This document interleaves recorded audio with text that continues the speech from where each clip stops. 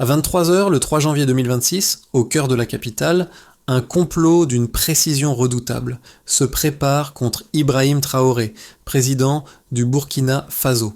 Alors que le pays célèbre la nouvelle année, une opération militaire s'élabore dans l'ombre. L'objectif est clair, éliminer physiquement le président, en finir avec son pouvoir, non pas par un coup d'État, mais par la fin de sa vie. Pourquoi cet assassinat ciblé et que révèle cette tentative sur la fragilité du pouvoir en place? Ce n'est pas seulement un attentat, mais un signal fort porté par des acteurs géopolitiques résonnant bien au-delà des frontières du Burkina Faso. Le 3 janvier 2026, alors que les Burkinabés se remettent à peine des festivités de fin d'année, une opération secrète prend forme dans l'ombre. Ibrahim Traoré, le jeune capitaine devenu président, est à la fois admiré et détesté. Sa promesse de réformer le pays et d'éliminer les réseaux corrompus du précédent régime lui a valu une popularité grandissante, mais aussi de puissants ennemis.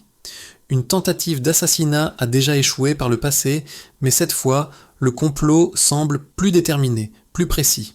Pour les conspirateurs, ce n'est pas seulement une question de renverser un leader. Il s'agit de tuer un symbole, d'anéantir une figure qui dérange, un homme dont la vision géopolitique fait des vagues. Pourquoi viser sa vie et non son pouvoir? Car dans ce contexte tendu, où la politique régionale s'entrelace avec les affaires internes du Burkina Faso, la disparition de son visage pourrait entraîner un bouleversement bien plus grand. Le sort du pays repose sur une tentative d'assassinat qui pourrait bien redéfinir le futur du Sahel. Le 3 janvier 2026, à 23 heures, les services de renseignement burkinabés interceptent une conversation cryptée qui révèle un complot en cours pour éliminer le président Ibrahim Traoré. L'opération est extrêmement bien planifiée, impliquant des acteurs civils et militaires répartis sur différents sites stratégiques. Alors que le pays se trouve à un tournant crucial, cette tentative d'assassinat n'est pas seulement un coup d'État local, mais un jeu de pouvoir beaucoup plus vaste, où des acteurs extérieurs interviennent subtilement. Les informations recueillies par les autorités montrent qu'une somme de 125 000 $ a été utilisée pour financer l'opération, répartie entre diverses cellules dormantes. Les complices ont été recrutés dans plusieurs pays voisins, y compris la Côte d'Ivoire, avec l'aide de réseaux militaires et civils discrets. Cette mobilisation transnationale illustre l'intensité de la conspiration, mais aussi l'engagement de puissances régionales dans ce qui semblait au départ être une crise interne. En effet, les efforts pour éliminer Traoré s'inscrivent dans une dynamique géopolitique où chaque mouvement semble lié à des enjeux extérieurs complexes. Pour le Burkina Faso, cette tentative d'assassinat met en lumière non seulement l'instabilité interne, mais aussi la vulnérabilité du pouvoir en place. Le président Traoré, bien qu'élu et populaire sur le terrain, est devenu une cible pour ses adversaires tant à l'intérieur qu'à l'extérieur du pays. L'incertitude quant à l'issue de cette crise n'a jamais été aussi palpable. Alors que les premières arrestations sont effectuées, la question demeure: jusqu'à quel point la stabilité du pays dépend-elle de l'élimination ou de la survie de cet homme? La situation devient de plus en plus critique, et la riposte politique ne tardera pas à se dessiner. Ibrahim Traoré, jeune capitaine devenu président, représente à lui seul un symbole de renouveau pour le Burkina Faso. Son ascension fulgurante et sa détermination à lutter contre les réseaux corrompus du précédent régime en ont fait une figure controversée. Cependant, pour ses partisans, il incarne l'espoir d'une nation libérée de l'emprise des anciens dirigeants. Pour ses détracteurs, en revanche, il est devenu un obstacle à leurs propres ambitions. Les premières tentatives d'assassinat contre lui ont échoué, mais la tension n'a cessé d'augmenter. La dernière en date, qui a failli réussir, montre à quel point la situation devient explosive. Alors que l'opération de janvier 2026 se met en place, les conspirateurs se sentent poussés à agir rapidement avant que les autorités ne renforcent encore davantage la sécurité autour de Traoré. L'incertitude géopolitique autour du Burkina Faso rend la tâche d'autant plus délicate. Entre la guerre contre les groupes djihadistes, les tensions avec les voisins et les rivalités internes, Traoré doit naviguer dans un environnement politique et militaire hostile. Mais c'est dans ce climat que sa véritable force réside. À chaque tentative d'assassinat, le peuple burkinabé, qui lui accorde une loyauté indéfectible, se renforce dans sa conviction. Toutefois, cette situation fait ressortir un paradoxe crucial. Jusqu'à quel point une nation peut-elle reposer sur un seul homme quand la stabilité politique semble si fragile ? Les enjeux ne se limitent pas à l'élimination de Traoré. Ils concernent l'avenir du Burkina Faso dans un contexte de turbulences politiques et géopolitiques de plus en plus intenses.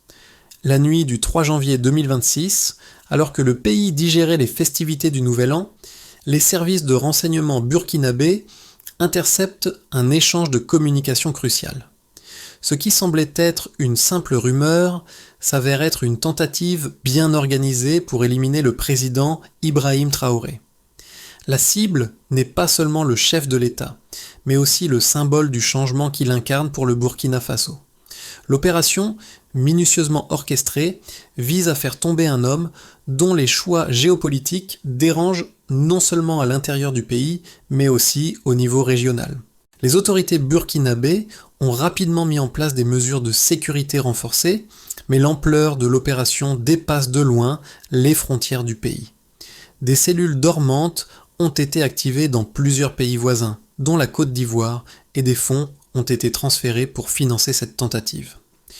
Au centre de la conspiration se trouve Paul-Henri Sandaogo d'Amiiba, ancien président déchu, qui aurait organisé le financement de l'opération à partir de son exil en Togo. Cette alliance entre des acteurs internes et externes révèle les racines profondes du complot, bien au-delà du simple règlement de comptes politiques locales. Les premières arrestations ont eu lieu rapidement après l'interception des communications. Le gouvernement burkinabé a pu mettre à jour une partie de l'organisation et identifier plusieurs complices parmi les militaires et les civils. Parmi eux, Idraka, un commerçant local à Ouagadougou, a joué un rôle involontaire en transportant un message codé sans savoir qu'il était impliqué dans une opération visant à déstabiliser l'État. Lors de son arrestation, la dimension de la conspiration a commencé à se dévoiler. Des acteurs extérieurs, des financements occultes et une coordination méticuleuse, l'implication de la Côte d'Ivoire et la mention d'un soutien possible de puissances extérieures ont fait monter la tension. Les autorités burkinabées ont découvert des traces de communication entre Ouagadougou et Lomé, capitale du Burkina Faso et du Togo, concernant des transactions financières suspectes. Ces informations ont révélé l'intensité de la préparation de l'attentat. La question qui se pose désormais est de savoir si cette tentative faisait partie d'un plan plus vaste visant à redessiner la carte géopolitique du Sahel, où des forces externes jouent un rôle crucial dans la crise interne du pays. Au fur et à mesure que les autorités démêlaient les fils du complot, un autre élément majeur a émergé, l'ampleur de l'implication civile. Des citoyens, comme Idraka, ont été recrutés à leur insu, illustrant la manière dont une société fragilisée peut être exploitée pour servir des intérêts cachés. Traoré lui-même a abordé cette question dans son allocution, soulignant que trop de citoyens avaient été manipulés à leur insu dans une guerre invisible pour les consciences. Il ne s'agit pas seulement de sécuriser le pays, mais de restaurer la confiance entre l'État et sa population. Cette tentative d'assassinat s'inscrit dans un schéma de plus en plus inquiétant. 3 tentatives en 2 ans, toutes échouées de justesse, mais qui montrent l'intensité des forces qui s'opposent au président Traoré. Chaque complot échoué renforce la détermination du pouvoir en place, mais aussi l'idée qu'il existe un cercle vicieux de violence et de trahison qui ne cesse de se renouveler.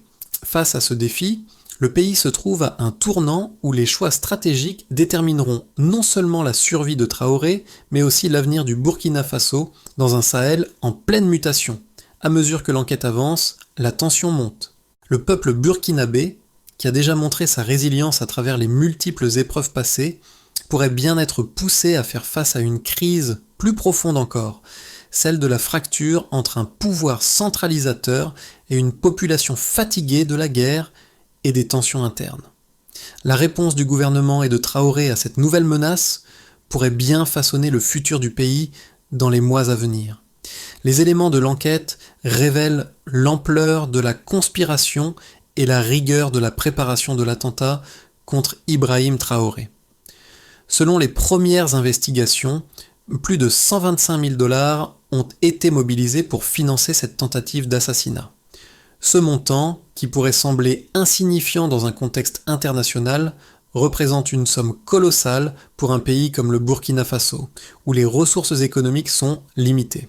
Ce financement a été utilisé pour recruter des cellules d'action, pour organiser la logistique de l'opération et pour payer les complices. Une partie de cet argent a transité par la Côte d'Ivoire, où des complices ont été chargés de faciliter le mouvement des fonds et des agents sur le terrain. Les services de renseignement burkinabés ont pu retracer ces fonds jusqu'à des comptes liés à des ONG écrans, ce qui a permis de mettre en lumière les réseaux de financement clandestins opérant à travers des organisations humanitaires. Ces réseaux ont permis de faire transiter des sommes considérables sans éveiller les soupçons des autorités financières. Une enquête est en cours pour déterminer si certains fonds proviennent d'acteurs extérieurs, notamment de pays voisins. En parallèle, les autorités ont pu identifier au moins 4 cellules autonomes qui ont été activées simultanément dans différentes régions du pays. Chacune de ces cellules avait une mission bien précise: infiltration, diversion, désinformation et même extraction. Ces cellules étaient composées de militaires, d'anciens officiers et de civils, illustrant la diversité des participants à cette conspiration. Leurs actions ont été coordonnées à la perfection, ce qui prouve que les conspirateurs avaient non seulement l'intention de tuer le président, mais aussi de créer une situation chaotique dans le pays pour déstabiliser le gouvernement et semer la confusion. Les services de renseignement ont également identifié plus de 48 numéros de téléphone achetés, puis utilisés dans un rayon de 10 km autour de la présidence. Ces téléphones, dits brûlés, ont été activés à des moments clés, ce qui démontre que les conspirateurs étaient en contact constant, échappant à la surveillance des autorités. De plus, des traces de communication régulières entre Ouagadougou et Lomé, la capitale du Togo, ont été retrouvées, ce qui suggère une implication active du gouvernement togolais dans la préparation de l'attentat. Ces appels ont montré un pic d'activité croissante, culminant avec 12 échanges dans la journée précédant l'attentat, ce qui a alerté les analystes des services de renseignement burkinabés. Les preuves sont accablantes. Les conspirateurs ont mis en place une logistique complexe et méticuleuse, à la hauteur de l'ampleur de l'opération. Leur objectif n'était pas seulement d'éliminer Traoré, mais de déstabiliser un système politique fragile, déjà fragilisé par la guerre contre les groupes djihadistes et les tensions géopolitiques avec les voisins. Les services de renseignement ont également découvert que des fonds provenant de plusieurs sources étrangères avaient été injectés dans cette opération, ce qui renforce l'hypothèse selon laquelle cet attentat faisait partie d'un plan plus vaste visant à déstabiliser le pays. Les autorités burkinabées sont confrontées à un défi majeur: démanteler un réseau de conspirateurs dont les ramifications s'étendent au-delà des frontières, et traiter avec une situation où l'influence extérieure sur les affaires internes du pays semble de plus en plus évidente. La question qui se pose désormais est de savoir comment les autorités pourront utiliser ces informations pour neutraliser cette menace, tout en évitant une escalade de la violence et en maintenant la stabilité interne dans un contexte de guerre civile et de menaces extérieures. En dépit de ces révélations, la menace reste bien présente. Les enquêtes continuent de se multiplier, et chaque nouvelle découverte semble soulever plus de questions qu'elle n'apporte de réponses. Les services de renseignement burkinabés ont désormais l'énorme tâche de démontrer que l'opération a été bien plus qu'un simple complot interne, mais un véritable projet géopolitique où la vie d'un homme et la stabilité d'un pays sont devenus des enjeux stratégiques pour plusieurs puissances régionales. La situation actuelle du Burkina Faso ne peut être analysée que sous l'angle de 2 débats principaux qui s'affrontent: la nécessité de maintenir un pouvoir centralisé et fort pour assurer la sécurité nationale face à des menaces multiples, et l'urgence de créer une transition vers une gouvernance plus inclusive, capable de regagner la confiance d'une population qui se sent de plus en plus exclue. Ces 2 positions, bien que radicalement opposées, trouvent chacune un écho dans la réalité du pays. D'un côté, les partisans de Traoré, qui soulignent ses succès dans la lutte contre les groupes djihadistes et la réactivation des infrastructures de base dans les régions libérées, défendent l'idée d'un pouvoir centralisé. Selon eux, sans une gouvernance forte, le Burkina Faso risquerait de sombrer dans l'anarchie et de perdre son autonomie face à la pression extérieure. L'armée, sous le leadership de Traoré, a réussi à repousser plusieurs attaques djihadistes majeures et a même commencé à regagner du terrain dans certaines zones rurales. Ces résultats sont interprétés comme des preuves que la gouvernance centralisée est la meilleure solution dans un contexte de guerre. De l'autre côté, les critiques de Traoré font valoir que la concentration du pouvoir autour d'un seul homme crée une atmosphère de peur et d'intolérance aux voix dissidentes. Selon ses opposants, un régime autoritaire, qu'il soit militaire ou civil, ne peut pas résoudre les problèmes de fond du pays, à savoir la pauvreté, l'inégalité sociale et la fracture entre les différentes régions du Burkina Faso. Il souligne qu'en marginalisant les anciens cadres du régime et en militarisant l'appareil d'État, Traoré a exacerbé les tensions internes et aggravé le sentiment de méfiance parmi une partie de la population. Ce manque d'inclusivité pourrait, selon eux, alimenter encore davantage les complots internes et les tentatives de déstabilisation, comme le montre l'attentat avorté de janvier 2026. La réalité du Burkina Faso se situe donc à l'intersection de ces deux visions contradictoires. D'un côté, un pouvoir fort est nécessaire pour garantir la sécurité, mais de l'autre, une gouvernance plus participative et démocratique semble indispensable pour éviter l'isolement et la désillusion de larges pans de la société. Dans ce contexte, les débats sur l'avenir du pays ne peuvent être résolus qu'en trouvant un juste équilibre entre ces deux perspectives opposées. La question reste donc ouverte. Jusqu'à quel point Ibrahim Traoré pourra-t-il maintenir son pouvoir sans perdre le soutien de la population, surtout face à des menaces internes aussi bien que géopolitiques ? La tentative d'assassinat de Ibrahim Traoré a révélé une vérité cruciale. Le Burkina Faso est un terrain d'affrontement géopolitique, où les enjeux locaux sont étroitement liés aux dynamiques régionales. Alors que les conspirateurs tentaient d'éliminer Traoré, ils cherchaient bien plus que la simple déstabilisation du pouvoir. Ils cherchaient à frapper au cœur de l'avenir du pays dans un contexte de tension croissante avec ses voisins, notamment la Côte d'Ivoire et le Togo. Ce n'était pas seulement une tentative d'assassinat, mais un coup de force dans une lutte bien plus large où l'équilibre du Sahel et les relations avec les puissances extérieures étaient en jeu. Cette tentative montre que l'élimination de Traoré ne viserait pas seulement à renverser un gouvernement, mais à stopper un changement géopolitique en marche. Ibrahim Traoré incarne une forme de résistance à l'influence occidentale et à l'ordre établi, cherchant à rapprocher le Burkina Faso de partenaires comme la Russie et la Chine dans un contexte où la France perd de son influence. Cette tentative d'assassinat n'est donc que le reflet d'un enjeu bien plus grand. Le Burkina Faso pourrait-il être le prochain pion dans un jeu de pouvoir régional où les frontières sont redéfinies par les acteurs extérieurs ? La tentative d'assassinat contre Ibrahim Traoré, bien qu'échouée, a eu des répercussions immédiates et profondes sur plusieurs groupes de la société burkinabé. Pour les groupes nationaux, DNN, c'est un choc psychologique qui a secoué la confiance envers l'État. De nombreux citoyens se sont retrouvés dans une situation de paralysie, entre soutien à Traoré et peur des répercussions d'une nouvelle période de répression. Les tensions sociales étaient déjà palpables, et cet événement n'a fait qu'accentuer le fossé entre les autorités et une partie de la population, notamment dans les zones périphériques, où l'impact des politiques de Traoré est encore plus visible. La réponse immédiate du gouvernement, sous forme de discours rassurants et de renforcement des mesures sécuritaires, a suscité des réactions mitigées. D'un côté, un regain de soutien pour la stabilité promise, et de l'autre, une remise en question des méthodes autoritaires employées pour maintenir l'ordre. Du côté des groupes djihadistes, DN, cette tentative d'assassinat représente une victoire stratégique, non pas parce qu'ils ont directement orchestré l'attaque, mais parce qu'elle s'inscrit dans la dynamique qu'ils cherchent à instaurer. Un Burkina Faso affaibli et en proie à des crises internes est un terrain favorable à leur expansion. L'attentat échoué a exacerbé la fracture entre le pouvoir central et les régions du nord et de l'est, où l'influence des groupes armés s'est intensifiée ces dernières années.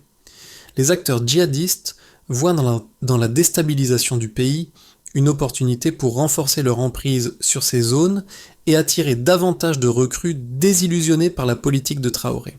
Les groupes non djihadistes, ND, composés en grande partie de milices locales, se trouvent dans une position ambiguë.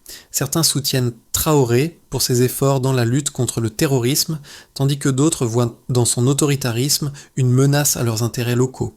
Les milices qui ont vu leur rôle grandir pendant la présidence de Traoré en raison de leur implication dans la défense des villages et la sécurité locale commencent à redouter une centralisation excessive du pouvoir. Cette situation pourrait entraîner une montée des tensions entre ces milices et le gouvernement, en particulier si elles se sentent marginalisées dans les décisions politiques futures. Enfin, les groupes Q, VUC, KV, c'est-à-dire les puissances étrangères et les voisins du Burkina Faso, observaient cette tentative d'assassinat avec une attention particulière. La communauté internationale, notamment la France et les États-Unis, qui ont soutenu Traoré dans sa lutte contre les djihadistes, surveillent de près l'évolution de la situation. L'attentat, même échoué, a ouvert une nouvelle phase dans les relations entre le Burkina Faso et ses voisins, comme le Mali et le Niger. Le Burkina Faso, isolé sur la scène diplomatique après sa sortie de la CEDEAO et sa proximité croissante avec la Russie et la Chine, se retrouve maintenant dans une position délicate. L'incident a renforcé les doutes sur la capacité du pays à maintenir sa stabilité, ce qui pourrait entraîner une réévaluation de l'aide extérieure, notamment en matière de sécurité et de développement. La tentative de coup d'État, bien qu'avortée, a donc des répercussions bien au-delà de la sphère politique intérieure, touchant à la fois la sécurité, les relations internationales et les équilibres internes du pays. Les ramifications de cette tentative sont multiples et continueront d'évoluer, notamment si de nouvelles révélations viennent à jour concernant les implications extérieures et les réseaux financiers qui ont alimenté l'opération. L'avenir du Burkina Faso, après la tentative d'assassinat échouée d'Ibrahim Traoré, dépendra largement de la façon dont le gouvernement répondra à la crise actuelle et des répercussions qu'elle aura sur la stabilité politique, économique et sociale du pays. 3 scénarios sont envisageables pour les 6 à 12 prochains mois, chacun ayant des conséquences radicalement différentes sur l'avenir du pays. Dans un premier scénario, on parlerait de stabilisation sous tension. Dans ce scénario, les autorités burkinabées réussissent à contenir les conséquences immédiates de la tentative d'assassinat et à reprendre le contrôle de la situation. Traoré, en tant que leader politique, parvient à capitaliser sur cette crise pour renforcer sa légitimité en mettant en place des réformes sécuritaires et en appelant à l'unité nationale. Cependant, la stabilité reste fragile. Les tensions internes, exacerbées par la centralisation du pouvoir et la marginalisation des opposants, risquent de ressurgir à tout moment. La situation politique pourrait devenir de plus en plus polarisée, avec des risques d'escalade de la violence, notamment dans les zones périphériques. Les groupes djihadistes pourraient également profiter de cette instabilité pour intensifier leurs attaques. Dans un deuxième scénario, on parlerait de réveil civique et de réforme. Ce scénario est plus optimiste. La tentative d'assassinat a un effet d'électrochoc sur la population burkinabé qui se rassemble autour de l'idée d'une réforme démocratique et d'un sursaut civique. Le gouvernement, sous la pression populaire, entame une série de réformes politiques et économiques visant à renforcer la transparence et la participation des citoyens à la vie politique. Traoré, tout en conservant son pouvoir, prend des mesures pour apaiser les tensions internes, en offrant un dialogue national inclusif et en réformant l'appareil d'État pour éviter une concentration excessive de pouvoir. Ce scénario pourrait également voir un renforcement des relations diplomatiques avec des partenaires comme la Russie, tout en maintenant une position ferme contre les djihadistes. Dans un troisième scénario, on parlerait d'escalade vers une crise prolongée. Le troisième scénario est le plus sombre. La situation dégénère rapidement, avec une intensification des tensions internes et une fragmentation de la société burkinabé. Les rivalités politiques deviennent incontrôlables et mènent à une guerre civile ouverte entre les différentes factions. La tentative d'assassinat n'aurait alors été que le catalyseur d'un conflit plus large, alimenté par les groupes d'opposition, les milices locales et les acteurs étrangers, qui tentent d'influencer l'issue du pouvoir. Les groupes djihadistes profiteraient de cette situation pour étendre leur contrôle sur des régions entières du pays, tandis que les relations diplomatiques avec les voisins et la communauté internationale se détériorent. Ce scénario pourrait conduire à un effondrement total de l'État, avec des conséquences dramatiques pour la stabilité du Sahel. Quel que soit le scénario qui se concrétisera, il est certain que l'avenir du Burkina Faso sera marqué par une période de turbulence politique, économique et sociale, où la capacité de Traoré à naviguer dans ces eaux troubles sera déterminante pour la survie de son régime et l'avenir du pays. La tentative d'assassinat contre Ibrahim Traoré n'a pas seulement perturbé la stabilité politique du Burkina Faso, elle a également affecté la perception de la population, particulièrement les jeunes générations. Ces derniers, témoins de la fragilité de l'État et des conflits internes, se trouvent à un carrefour crucial. Leur vision du futur est marquée par une profonde incertitude. Comment imaginer un avenir stable dans un pays où la sécurité et la confiance en l'État sont constamment mises à l'épreuve ? Pour les jeunes, l'attentat échoué a servi de miroir, reflétant la lutte pour un avenir meilleur. Beaucoup voient en Traoré un leader capable d'initier des réformes essentielles, mais son approche autoritaire et ses choix politiques divisent. Dans les quartiers populaires, où l'impact des politiques de sécurité est le plus visible, les jeunes hésitent. Doivent-ils soutenir un régime qui, bien qu'efficace contre les djihadistes, est perçu comme répressif et de plus en plus isolé ? Les leaders de la société civile, les militants des droits humains et les groupes d'opposition ont commencé à redoubler d'efforts pour galvaniser les jeunes, leur rappeler l'importance d'une gouvernance inclusive et de la justice sociale. La génération montante est au cœur de ce débat. Veulent-ils un pays gouverné par la répression ou un pays où les libertés et les droits humains sont respectés ? Cette question devient un enjeu crucial dans la manière dont l'avenir du Burkina Faso se dessine. Le défi est maintenant de savoir si cette nouvelle génération pourra prendre une part active dans le façonnement de l'avenir du pays en s'engageant politiquement, en construisant des ponts entre les différentes factions et en exigeant un futur plus juste et plus inclusif.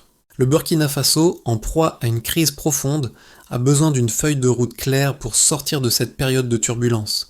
La solution ne réside pas uniquement dans la répression ou dans le maintien du statu quo, mais dans un processus de transformation progressive et inclusive qui pourrait ramener la stabilité tout en consolidant la légitimité du pouvoir.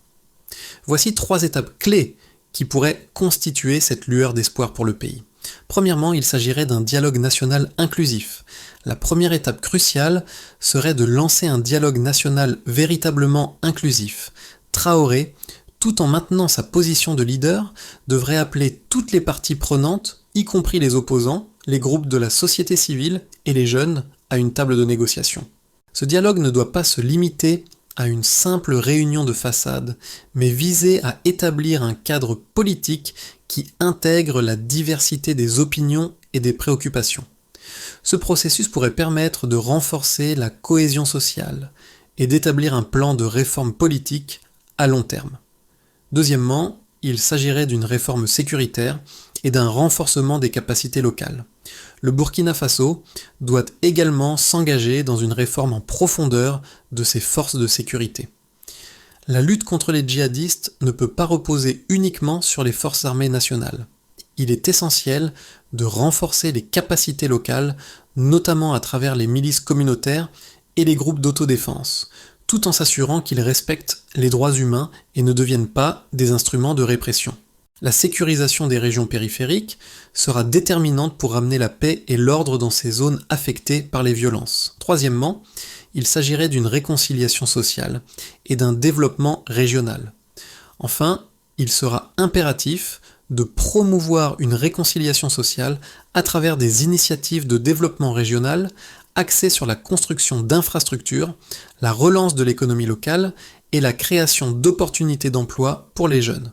Un effort ciblé pour réduire les inégalités économiques et sociales, particulièrement dans les zones rurales, pourrait restaurer la confiance de la population envers le gouvernement et réduire les frustrations qui alimentent l'instabilité.